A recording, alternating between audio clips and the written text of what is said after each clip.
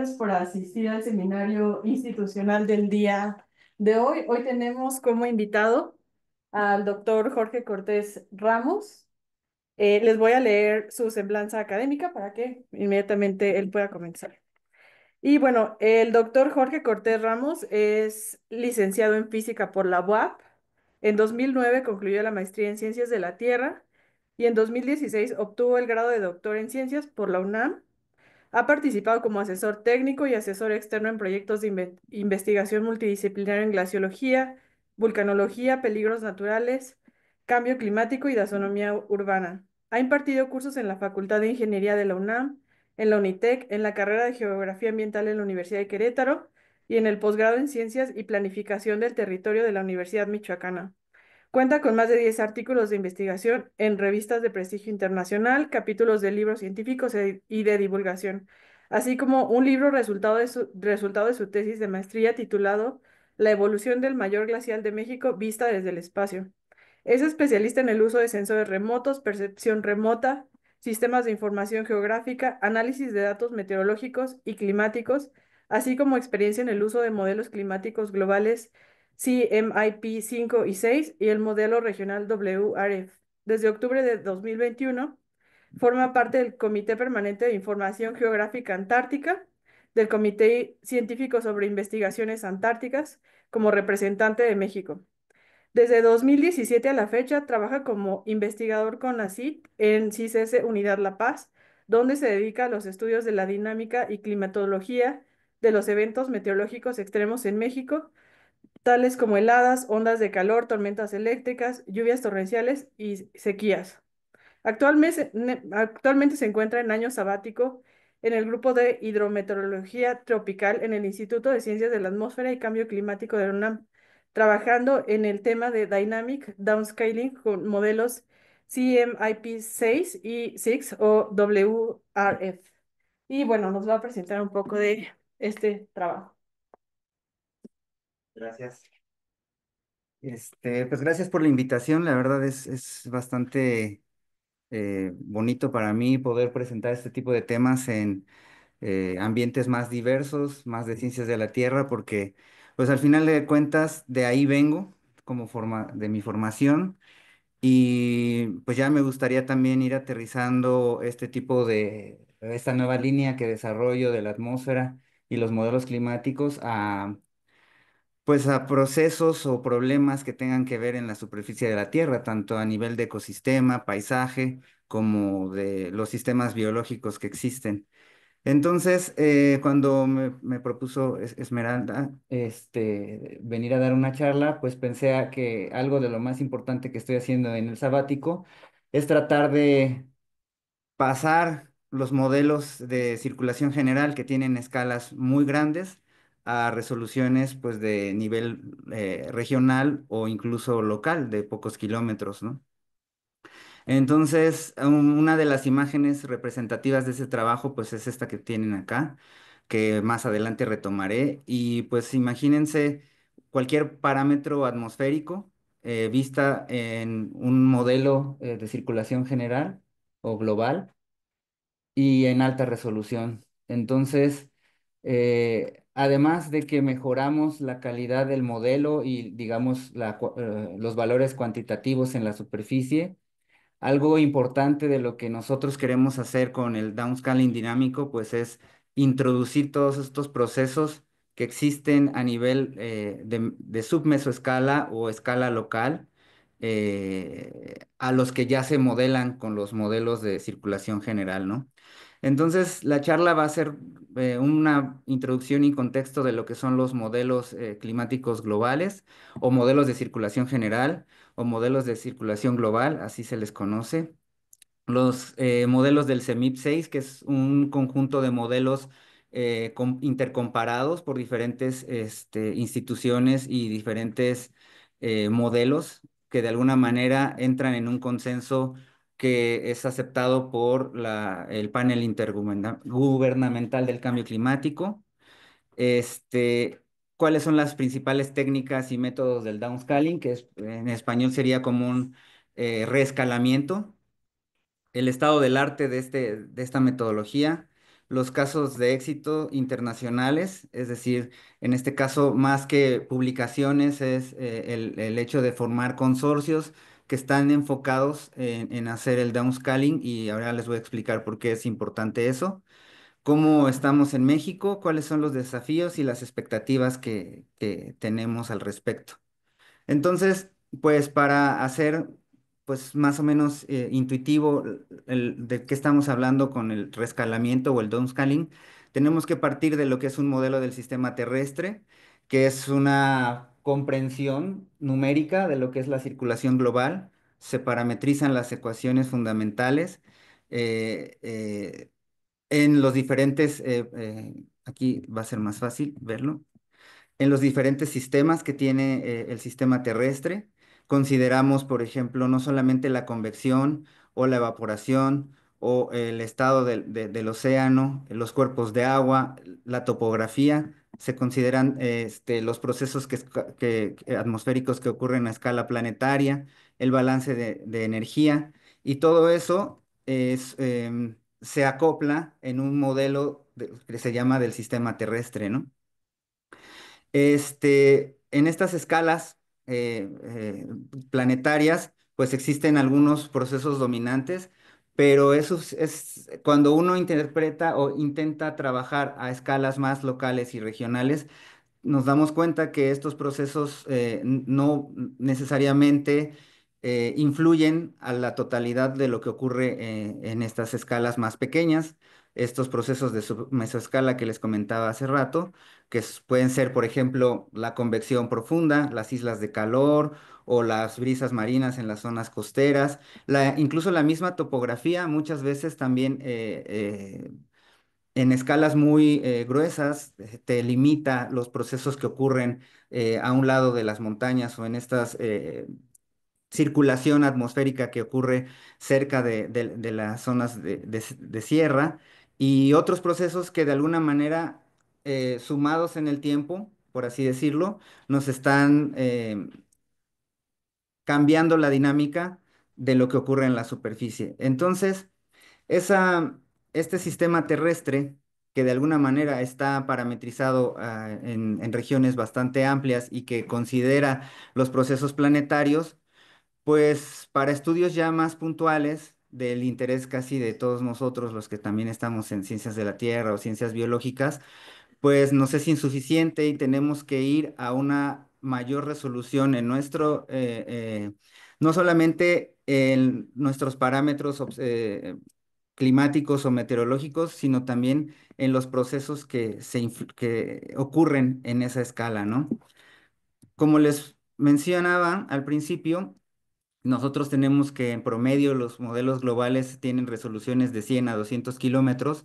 Esta imagen de la izquierda es un downscaling de una base de datos que se llama CRU, que tiene 0,5 grados de resolución, que si lo multiplican por 111,11 les va a dar casi 50 kilómetros de resolución y un downscaling dinámico con de este modelo, que es un reanálisis, a 2 kilómetros de resolución, pues nosotros pues, empezamos a ver ya cómo la influencia de la topografía es importante para este parámetro, ¿no?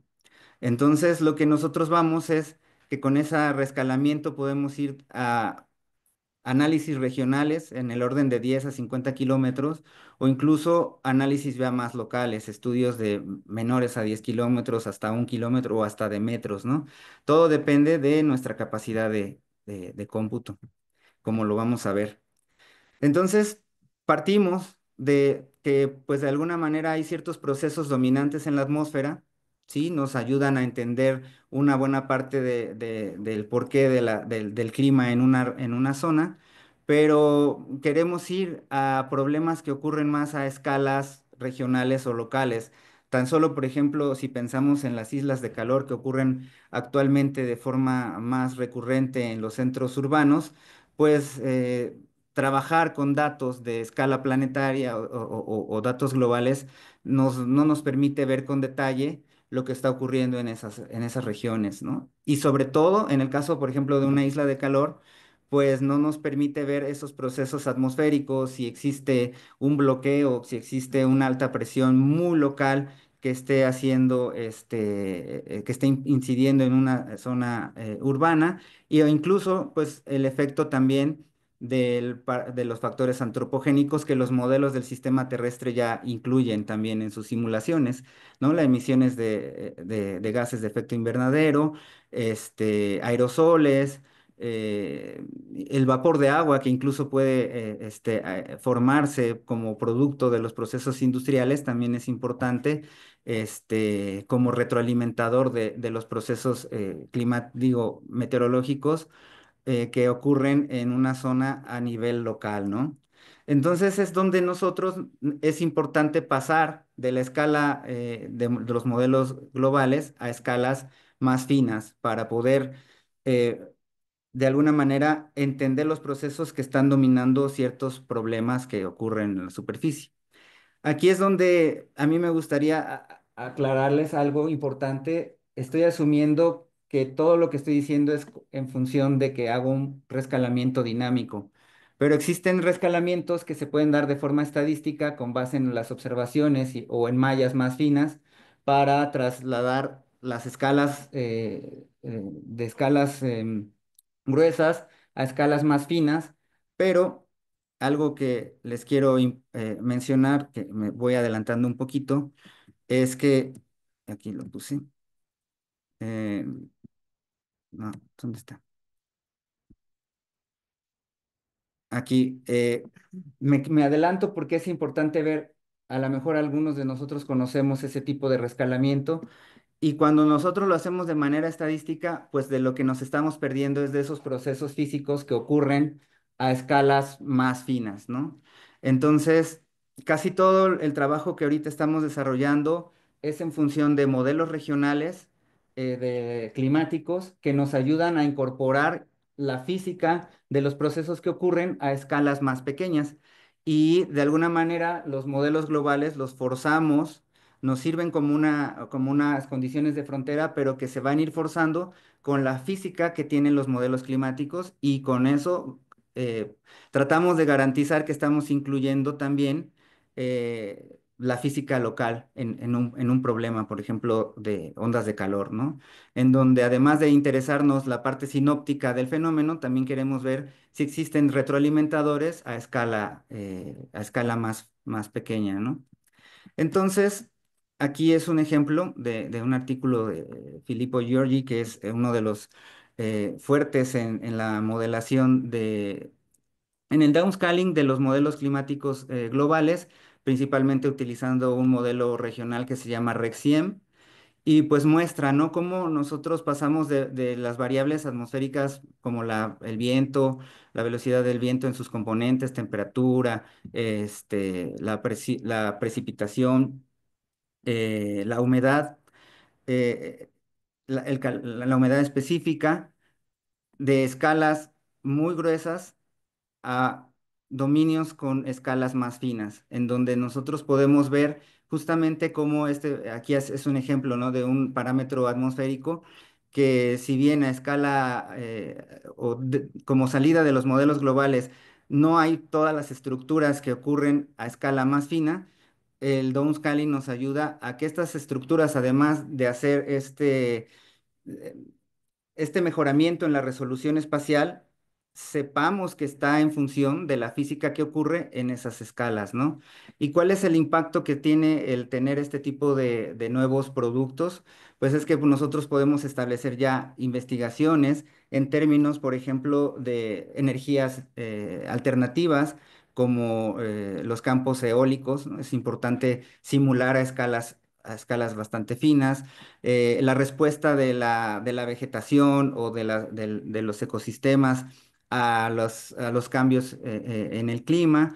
Incluso ya también se están implementando este tipo de productos para cuestiones del turismo, en donde uno ofrece al turismo, eh, digamos, ya como antecedentes de lo que deben de considerar en sus viajes, sobre todo en términos, por ejemplo, de ondas de calor, especificar temporadas, probabilidades de ocurrencia y intensidades que ya como uno navegante del mundo pues tiene que considerar cuando uno se imagina hacer un viaje, ¿no? Entonces, aquí uno de los más importantes, digamos, compendios de modelos globales es el CEMIP, los que están del modelo de intercomparación de modelos ahorita en su fase 6, que es una colaboración que existe entre diferentes simuladores del clima, instituciones que se dedican a hacer modelos climáticos y que de alguna manera se ofrecen a mostrar y dar sus productos para poder compararlos entre sí y tratar de entender el clima en términos de umbrales de diferentes salidas de los modelos. ¿A qué voy con esto? A que de alguna manera todos estos modelos te están introduciendo ahí la incertidumbre eh, del, pues de la forma en la cómo tú estás interpretando o parametrizando el sistema terrestre. Entonces, el compendio agarra a los que mejor reproducen ciertas condiciones históricas y los agrupan para que los usuarios, en este caso como el grupo de trabajo en el que estoy, pues también vayamos viendo a escalas más finas cómo pueden estos modelos estar desviándose de lo que ha ocurrido de forma histórica y reformular la incertidumbre para poder establecer escenarios, o digamos que el éxito de estos es llevar a los escenarios futuros como un escenario con una incertidumbre lo más baja posible, ¿no? Y hay una gran diferencia entre el último CEMIP, el CEMIP 5, que empezó hace 20 años, no, hace 15 años, con el CEMIP 6, que empezó en 2016, en donde ya se incorporan no solamente el efecto de los gases o de los forzantes radiativos que tenía el CEMIP 5, que los famosos RCPs, el 4.5, el 2.5 y el 8, como digamos el escenario más catastrófico era el 8.5. Ahora ya también están incorporando escenarios socioeconómicos en donde, en función de lo que se ha hablado en los diferentes foros de cambio climático y en las diferentes acciones por parte de los gobiernos, ¿qué pasaría si en realidad se llevarían a cabo esas acciones? En cierta medida, entonces ya se incorpora ese factor socioeconómico y pues tenemos diferentes escenarios ahora en función de lo que los gobiernos y la sociedad haría para influir en el clima futuro y en las condiciones de la atmósfera del futuro. Entonces, aparte ya incluyen más procesos del orden, pues también que ocurren a escala regional, los asimilan para hacerlos sin perder su escala planetaria, pero que de alguna manera ya parametrizan mejor algunos procesos químicos y biológicos en la superficie. Entonces, es algo que de alguna manera se ha ido mejorando y que el rescalamiento también ayuda a poder trasladar esos resultados a nuestros problemas más particulares. Entonces aquí es como una breve descripción de las diferentes, por ejemplo, aquí están los tres escenarios principales, el de bajas emisiones, el intermedio, altas emisiones, en donde además de las altas emisiones también se considera que no se llevó a cabo ninguna de las acciones que los gobiernos tienen que hacer para reducir no solamente la producción de gases de efecto invernadero, sino también otras cuestiones como la pobreza, el acceso al agua, muchas acciones que se están dando en función del cambio climático, ¿no? Entonces, se ha visto que estos, pues de alguna manera, representan mejor ciertos procesos como las nubes, pero también siguen teniendo una gran incertidumbre. De hecho, hasta tienen una incertidumbre un poco mayor a la del CEMIP anterior, el del CEMIP 5. Pero pues ha sido un gran avance porque de alguna manera están incorporando cada vez más procesos que ocurren en la superficie o en la interfaz océano-atmósfera, que es muy importante para definir la parte, la circulación atmosférica, ¿no? Yo aquí les muestro, a lo mejor algunos los han oído hablar, cuando yo empecé en este trabajo, pues para mí era difícil ver, entender cada una de estas nomenclaturas, pero uno se va acostumbrando y se va dando cuenta que muchas tienen que ver con los institutos que están involucrados en el desarrollo de estos modelos. Acá lo importante de esta tabla es ver, por ejemplo, cómo existen modelos muy gruesos, de más de 200 kilómetros, hasta modelos un poco de escala de resolución espacial más fina, como este de un poco más de 50 kilómetros.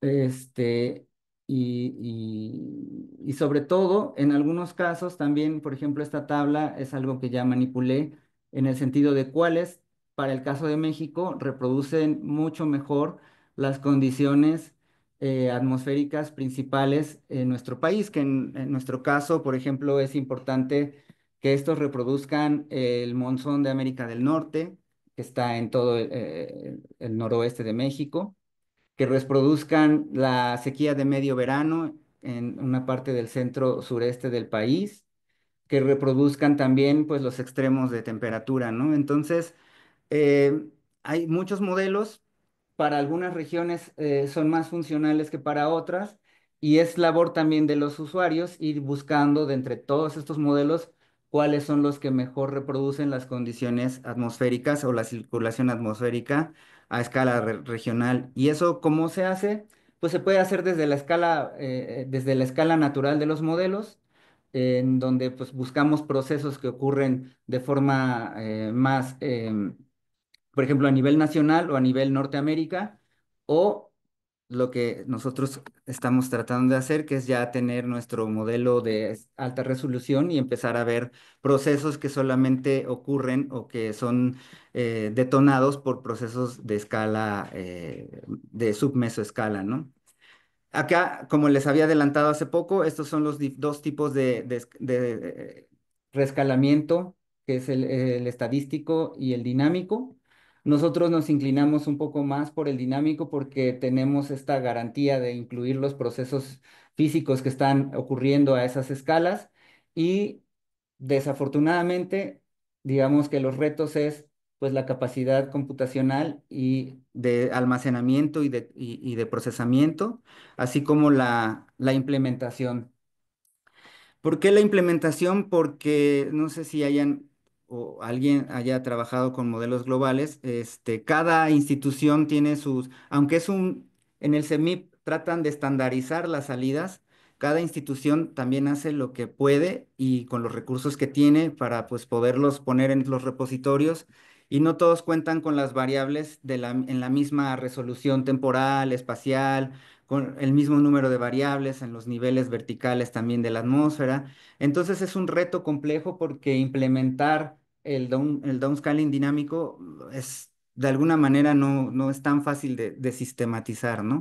A comparación de la parte estadística, que a uno le interesa simplemente basarnos en una malla más fina, y a partir de cuestiones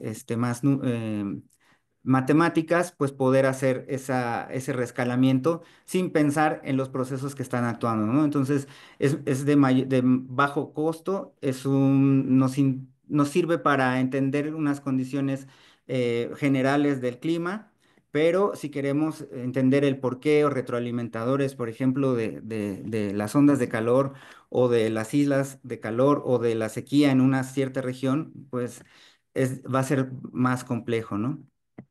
Entonces, en los últimos 30 años, esto es relativamente joven, se puede ver que uno de los principales éxitos que han ocurrido es esta formación de grupos, de redes globales que están enfocados en trabajar el downscaling dinámico y el downscaling estadístico también. Es decir, trasladar los modelos globales a una escala regional que cubra pues gran parte de las regiones que existen en el mundo, ¿no?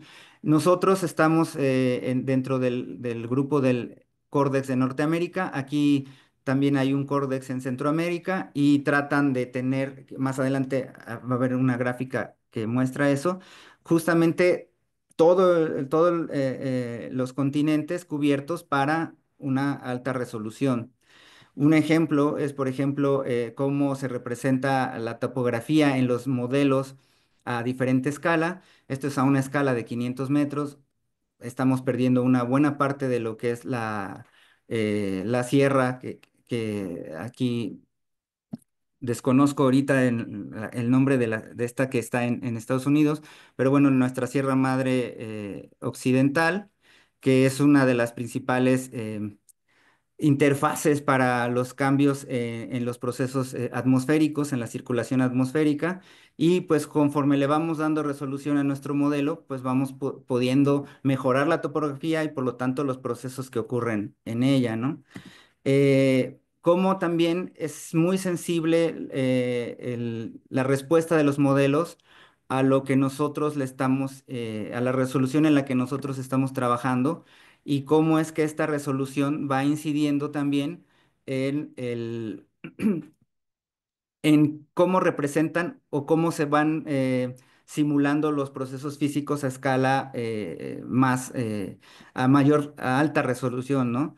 Si nosotros trabajamos con modelos muy gruesos, pues también le estamos pidiendo a nuestro modelo regional que de alguna manera traslade cosas demasiado, o sea, procesos de muy gran escala a una escala más fina en donde puede haber artefactos por la misma resolución original del modelo planetario, ¿no?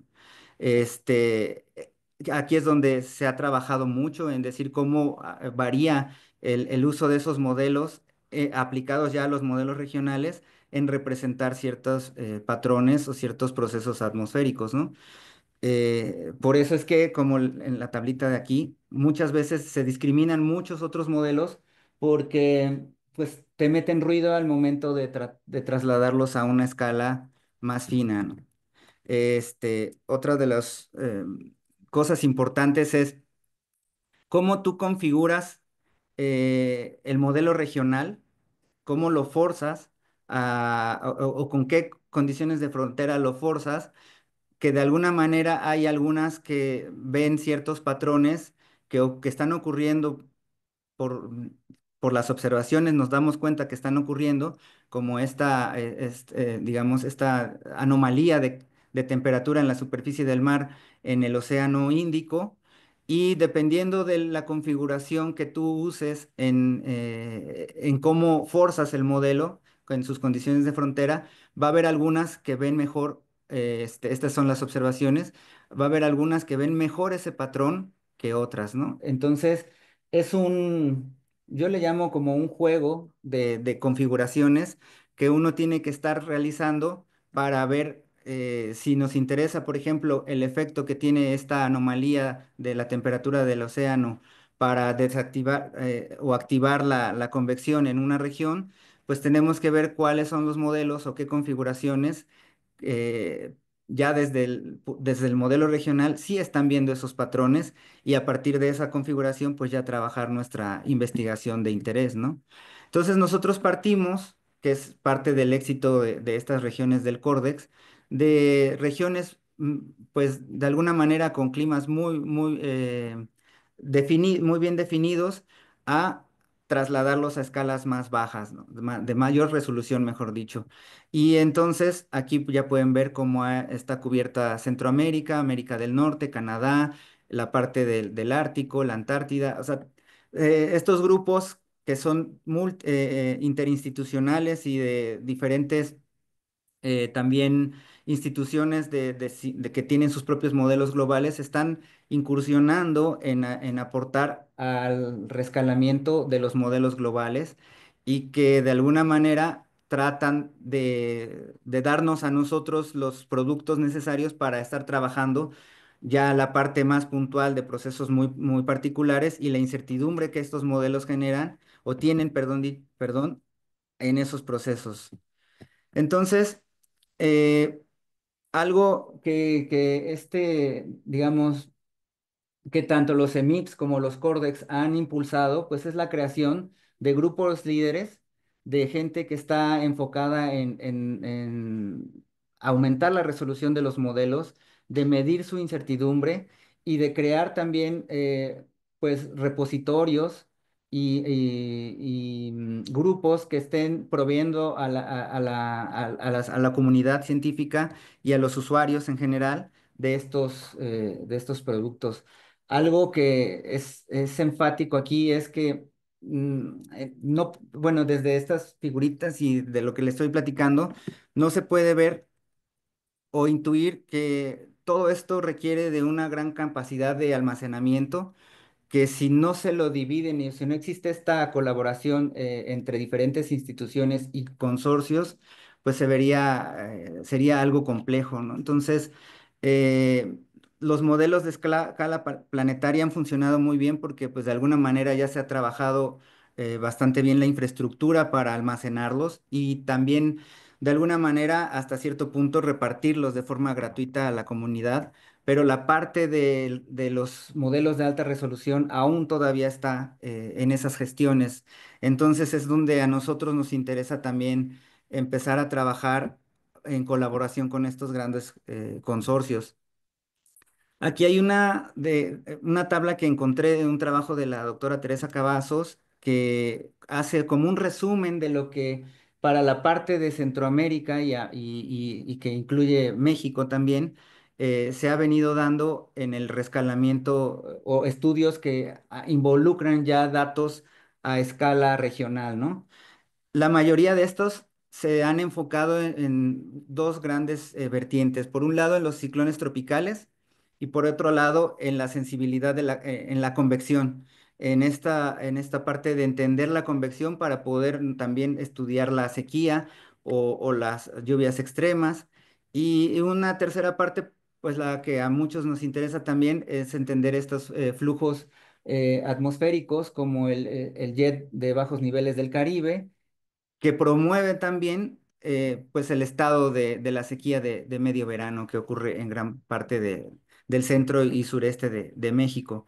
Entonces, digamos que en una tablita se puede ver todavía lo limitado que estamos en estudios basados en modelos de alta resolución o en salidas de alta resolución y que de alguna manera pues también van de forma progresiva, como les mencionaba yo en esta diapositiva.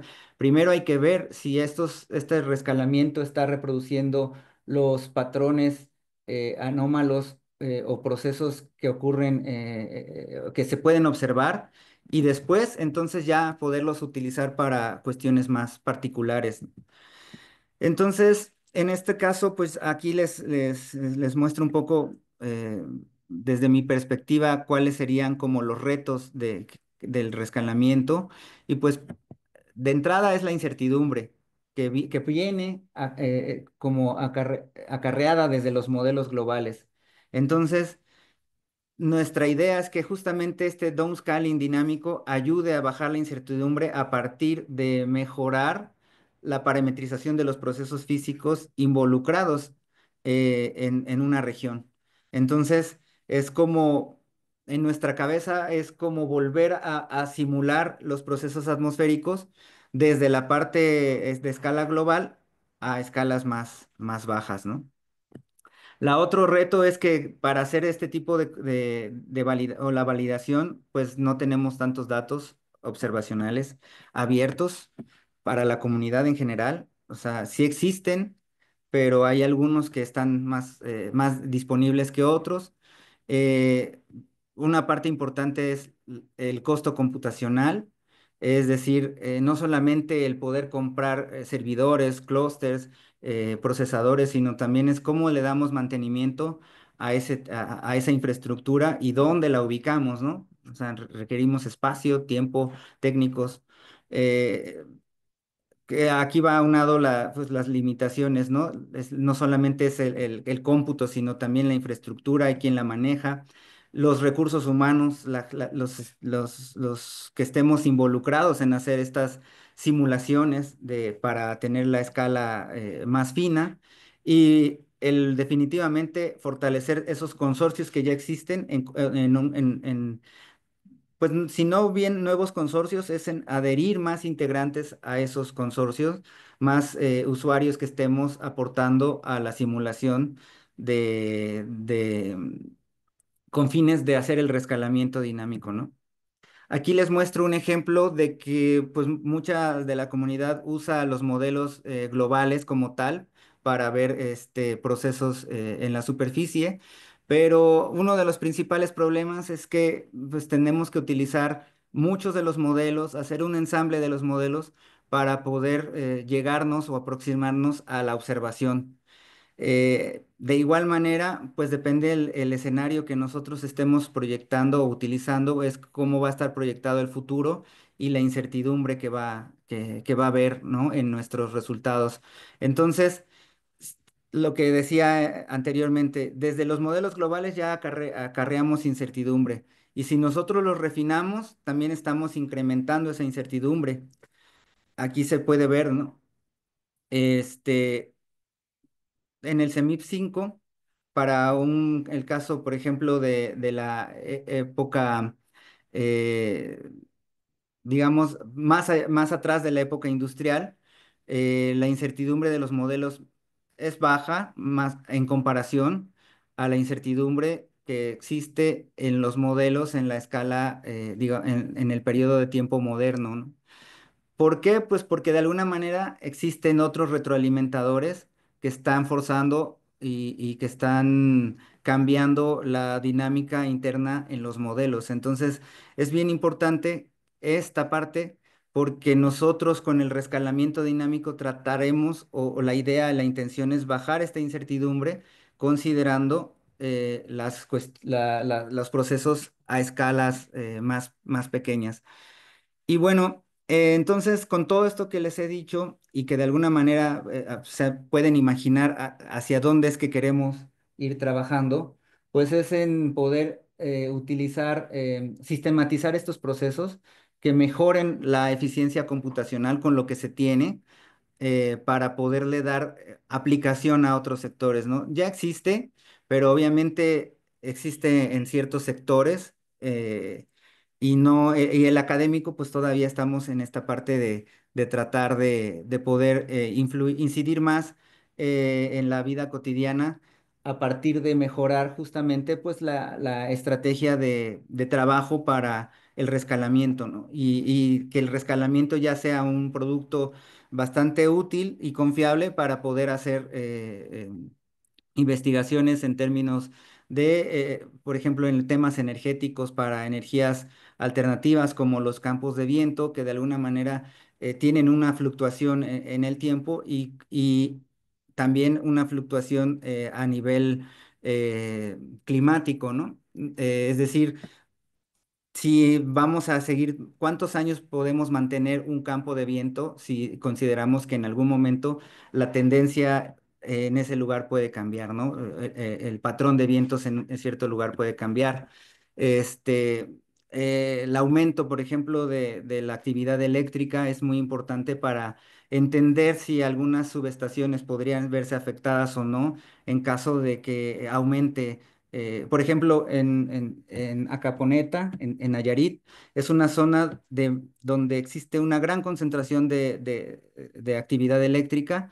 ¿Qué pasaría si nuestros modelos simulan que esa actividad eléctrica se va migrando hacia el norte o hacia el sur de esa zona? Entonces, van a ser nuevas, hay que restablecer el riesgo en la infraestructura eléctrica conforme vaya cambiando el clima y las condiciones en cierto lugar, ¿no?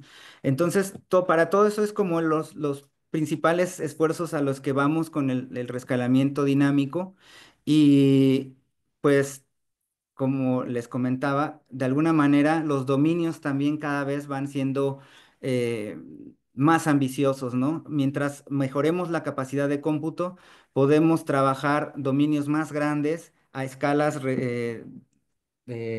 a alta resolución y de alguna manera involucrar, como le comentaba hace rato a la doctora Esmeralda, pues esos procesos de escala sinóptica que van afectando a los procesos de submesoescala, considerando simulaciones en dominios grandes, ¿no? Eso es algo de lo que también se han dado cuenta en estos últimos años, que muchas veces el hacer el rescalamiento cuando nosotros forzamos el modelo, pues le metemos como condiciones iniciales algo que tiene una influencia de los patrones sinópticos, pero conforme el modelo regional está avanzando, muchos de esos patrones se van perdiendo. ¿Y por qué se van perdiendo? Porque nuestro dominio puede ser tan pequeño que ya no ven, o la física ya no representa esos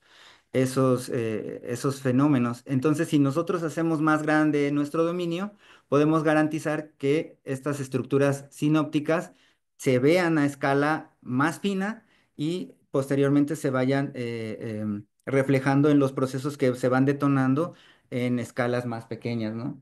Aquí les muestro una imagen de algunos de los productos de cómo se empiezan a compararlas o a entender las salidas de los modelos globales ya reescaladas a parámetros que son de interés climático para diferentes procesos o eventos que ocurren sobre la superficie. Por ejemplo, el percentil 99 de la temperatura, no, aquí es de la precipitación diaria, nos a una escala más fina ya nos permite ver en dónde es que va a haber una, digamos, umbrales de precipitación extrema más bajos y en dónde es que esta precipitación va a ser más intensa. Aquí se puede ver que lo que está ocurriendo y que se puede ver actualmente hacia la Florida es donde hay una precipitación cada vez más extrema. También ocurre al norte de Estados Unidos, Canadá, en donde se puede traducir también a que no necesariamente es precipitación líquida. Este, en el caso de México se hizo un experimento para ver los días de la frecuencia de los días con sequía por década, y aquí podemos ver un poquito cómo esa escala fina ayuda a ver la zonificación de estos días con condiciones más extremas de sequía. Y pues en la escala aquí que nos muestran, pues casi es todo eh, la costa del Pacífico por Guerrero, Michoacán, Oaxaca, que, que para nosotros ya nos empieza a dar cierto sentido de cómo es que el clima podría estar cambiando hacia el futuro, ¿no? Aquí es una representación a los últimos 20 años de este siglo. Y bueno, solo como platicadito, por ejemplo, ahorita ya desde otros, en mi caso, desde otras áreas de la ciencia, como la parte ecológica y la parte de los sistemas agrónomos, empiezan a buscarnos para empezar a traducir lo que ellos están observando en el campo a escenarios futuros del clima y de cómo esas condiciones que ocurren en el campo estarían cambiando o crear escenarios ya de ciertos procesos como eh, la migración de aves, por poner un ejemplo de los que hemos estado trabajando, cómo cambiarían en función de los parámetros atmosféricos que ya tenemos visualizados en los escenarios futuros, cómo cambiarían ahora, cómo serían los escenarios de esa migración considerando este tipo de modelos. Y algo que es importante es, pues justamente el tener estos modelos en alta resolución para que esos nichos de migración que existen, pues los podamos captar con mayor confiabilidad y una menor incertidumbre y proyectarlos ya como escenarios de procesos biológicos o procesos eh, de los ecosistemas, ¿no? Ya no solamente en términos de los parámetros bioclimáticos o climáticos, sino también ya darles una traducción a decir, bueno, esta, en vez de mostrar días con sequía, mostrar abundancia de ciertas especies en una temporada, ya en una proyección hacia el futuro. Y bueno, pues esa es como la idea de la que les quería compartir de por qué estamos trabajando todo esto.